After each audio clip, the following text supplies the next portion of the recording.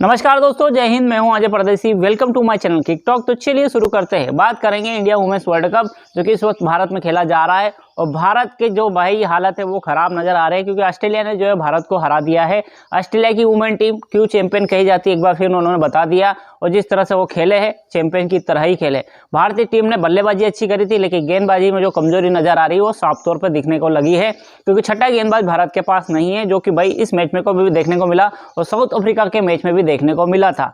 जो कमी भारत की नजर आ रही है वो साफ तौर पर एक्सपोज हो गई है। भारत को कहीं ना कहीं छठे गेंदबाज के बारे में सोचना पड़ेगा तो ही भारत इस मैच में कहीं ना कहीं अगले मैचों में वापसी कर सकता है।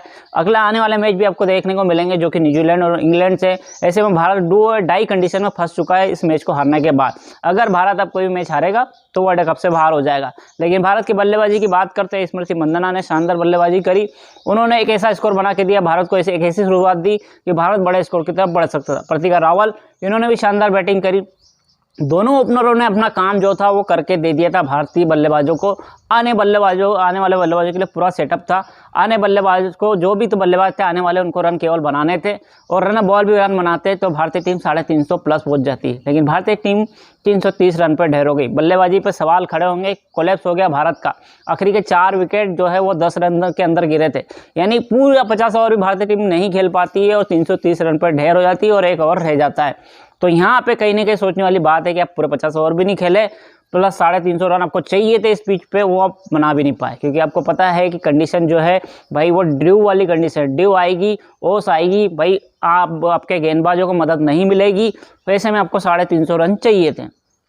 330 रन बनाए भारत कितने और 330 रन को चेस कर दिया ऑस्ट्रेलिया ने। एलएस हेली कप्तान, उन्होंने बता दिया है कि भाई क्यों उनको कप्तान कहा जाता है और क्यों उनको चैंपियन कहा जाता है। जिस तरह से उन्होंने बल्लेबाजी करी, 107 गेंदों पे उन्होंने 142 रन की पारी खेली और बताया कि कप्तानी कैसी होती है और ये भी बताया कि बल्लेबाजी कैसी की जाती है। उन्होंने ताबड़तोड़ तेजी से रन बनाए और एक तरफा कर दिया मैच को। हालांकि लिचीफील्ड भी आई थी शुरुआत में, उन्होंने भी तेज शुरुआत करी और शुरुआत के 10 ओवर में डिसीजन हो गया था कि भाई ऑस्ट्रेलिया इस मैच को जीत के ले जाएगा। जिस तरह से उन्होंने बल्लेबाजी करी और ऑस्ट्रेलिया का हालांकि कोलैप्स हुआ, मैच में थोड़ा बहुत रोमांचक बना, लेकिन वो जो कमी थी भारत के छठे गेंदबाज की उसका फायदा ऑस्ट्रेलिया ने उठाया और भारत इस मैच को हार गया।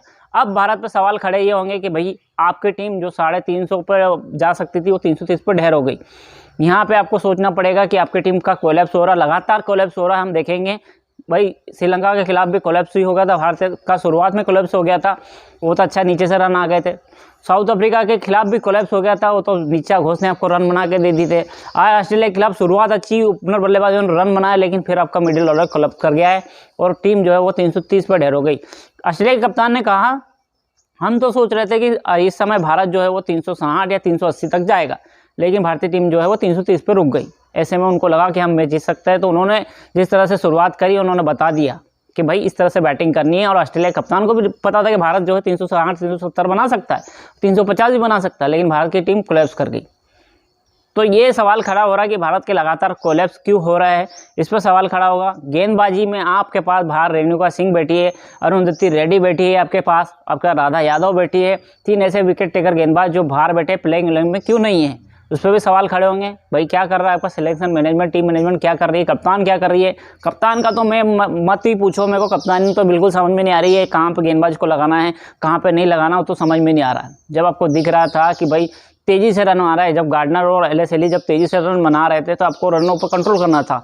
उस समय इन्होंने मैच को ढीला छोड़ा, वो रन बना के ले गए और टीम वहाँ से कहीं ना कहीं ऑस्ट्रेलिया की एक तरफ लगा कि आप जीत गई क्योंकि उन्होंने पार्टनरशिप कर दी गार्डनर और एलएस हेली ने, जहाँ से मैच एक तरफा हो गया। तो ये कप्तानी का थोड़ा बहुत डिफिकल्ट नज़र आ रही है मेरे को। हरमनप्रीत कौर कप्तान में वो दम नज़र नहीं आ रहा है मेरे हिसाब से। अगर आप आने वाले देखो, अभी भारत पास चांस है कि लगातार 2-3 मैच जीत के वो अंदर हो जाए या फिर एक आधा मैच होकर बाहर, क्योंकि कंडीशन ही चाहिए। अब हारे तो बाहर है।